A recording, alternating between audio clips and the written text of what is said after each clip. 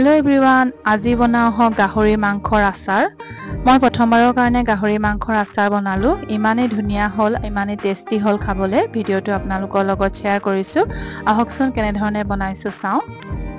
গাহৰি মাংসৰ আচাৰ বনাবৰ কাৰণে মই 1 কেজি গাহৰি মাংস লৈছো আৰু মাংসখিনি ভালদৰে ধুই এয়া প্ৰেছাৰ কুকাৰত বহাই দিছো আৰু তাত মাংসখিনি ডুব যোৱাকৈ অলপ পানী দিলো আৰু তেজপাত আৰু ডালচেনি অকমান দি এটা সিটি মৰুৱাই লৈছো। এটা সিটি অহাৰ পাছত অলপ সময় ঠাণ্ডা হ'বলৈ দিলো। যেতিয়া কুকাৰৰ মুখনিখন খুলিব পৰা হ'ল তেতিয়া এয়া খৰাহি এটাত মাংসখিনি উলিয়াই লৈছো। এতিয়া মাংসখিনি অকমান দেৰি এনেকৈ থৈ দিম যাতে ইয়াৰ পানীখিনি নিগৰি যায় আৰু অকমান ঠাণ্ডা হয়। যেতিয়া মাংসখিনি ঠাণ্ডা হ'ল তেতিয়া এয়া সৰু সৰুকৈ স্লাইস কৰি লৈছো। যেহেতু আচাৰ বনাম হেতু কাৰণে এনেকৈ সৰু সৰুকৈ কাটি লৈছো। মই এনেদৰে সৰু সৰুকৈ স্লাইস কৰি লৈছো। আপোনালোকে নিজৰ সুবিধা মতে ল'ব। মাংসত থকা হাড়গিডাল অতৰাই দিলো আৰু এনেকৈ মাংসখিনি টুকুৰা টুকুৰকৈ কাটি ললো। এতিয়া এই মাংসখিনি ভাজি ল'ব লাগিব।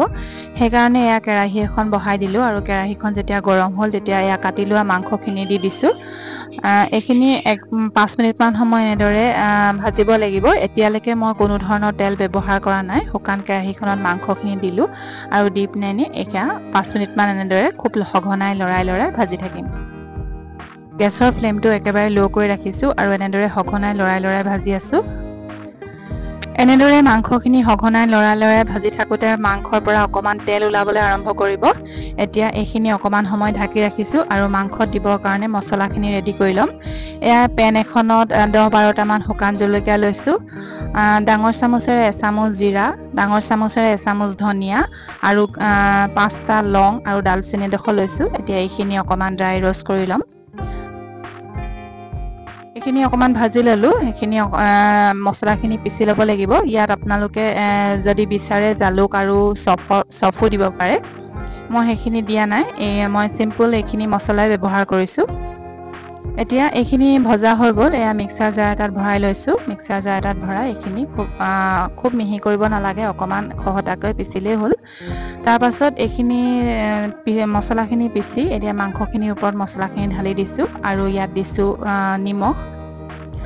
তাৰ পাছত ইয়াত 1 চামুচ হালধি আৰু ডাঙৰ চামুচখনেৰে 1 চামুচ ৰঙা জলকীয়া গুৰি দিছো। এটো ৰেড চিলি পাউডাৰ, অকমান জ্বলাও হ'ব আৰু ৰঙো হ'ব, দেখিবলৈ ধুনীয়া হ'ব। কাৰণ আচাৰখিনি অকমান দেখিবলৈ ভাল হ'লেহে খাবলৈও ভাল লাগিব। এতিয়া মছলাখিনি দি আকৌ মই ভালদৰে লৰাই দিছো। সঘনাই লৰাই থাকিব লাগিব, নহলে কেৰাহীৰ তলফালে লাগি ধৰিব পাৰে। এটো কাৰণে সঘনাই লৰাই মছলাখিনি সম্পূৰ্ণ মাংসখিনি মিহলি হৈ যোৱাকৈ ভাজি আছো। এয়া অলপ সময় এনেদৰে ভাজি থকাৰ পাছত এয়া মছলাখিনি সম্পূৰ্ণকৈ মাংসখিনি গাত লাগি গৈছে আৰু ধুনীয়া ৰং এটা হৈছে।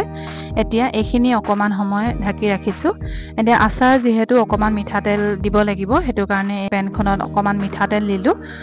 মিঠাতেল আপোনালোকে নিজৰ জোখমতে দিব। মোৰ মিঠাতেল দিয়া অকমান বেছিয়ে হ'ল কাৰণ মই প্ৰথমবাৰ বনাইছো, হেতু কাৰণে জোখটো মই ধৰিব নোৱাৰিলো।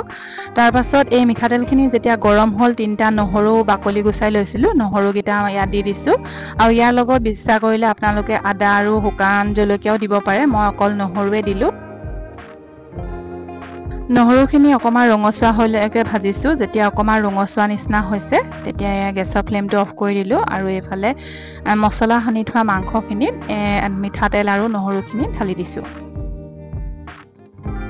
তেলখিনি দিয়াৰ পাছত খুব সঘনাই মাংসখিনি লৰাই দিব লাগিব। তেতিয়া ভালদৰে নহৰু আৰু তেলখিনিও ভালদৰে মাংসখিনি গাত লাগি যাব। হেতু কাৰণে এনেকৈ ভালদৰে লৰাই দিলো, খুব সঘনাই লৰাই দিলো। গেছৰ ফ্লেমটো একেবাৰে লোতে ৰাখিছো। এনেদৰে আমাৰ গাহৰি মাংসৰ আচাৰ প্ৰায় ৰেডি হৈ গৈছে। এনেদৰে তেলখিনি দিয়াৰ পাছত মই 5 মিনিট মান সময় ভাজিলো। তাৰ পাছত গেছৰ ফ্লেমটো অফ কৰাৰ আগতে আচাৰ যিহেতু বহুত দিন ভালে ৰাখিব লাগিব, হেতু কাৰণে মই ইয়াত ডাঙৰ চামুচেৰে 1 চামুচ ভিনেগাৰ দিলো। ভিনেগাৰখিনি দিয়াৰ পাছত ভালদৰে অকমান সময় লৰাই দিলো। লৰাই দিয়াৰ পাছত গেছৰ ফ্লেমটো অফ কৰি দিলো। এয়া আমাৰ গাহৰি আচাৰ ৰেডি। দেখিবলৈ দেখিছেনে কিমান ধুনীয়া হৈছে। ভিডিওটো চাই কেনে পালে জনাবলৈ নাপাহৰিব। যদি ভিডিওটো চাই ভাল পালে তেতিয়াহলে ভিডিওটো লাইক এটা কৰিব আৰু যদি আগতে এনেদৰে গাহৰি আচাৰ বনাই খোৱা নাই এনেধৰণে এবাৰ বনাই খাব। আৰু যেতিয়া সম্পূৰ্ণ ঠাণ্ডা হ'ল, ঠাণ্ডা হোৱাৰ পাছত দেখুৱাইছো। মই যে কৈছিলো তেল বেছিকে দিলো বুলি, এয়া তেলটো ওপৰত বিৰিঙি আছে যে, হেতু কাৰণে মই তেলটো বেছিকে দিলো যেন লাগিছে। যিসকলে ঘৰৰ পৰা দূৰত থাকে, হোষ্টেলত থাকে, সেইসকলে এনেদৰে গাহৰি আচাৰ বনাই বটলত ভৰাই বহুদিনলৈকে খাব পাৰিব।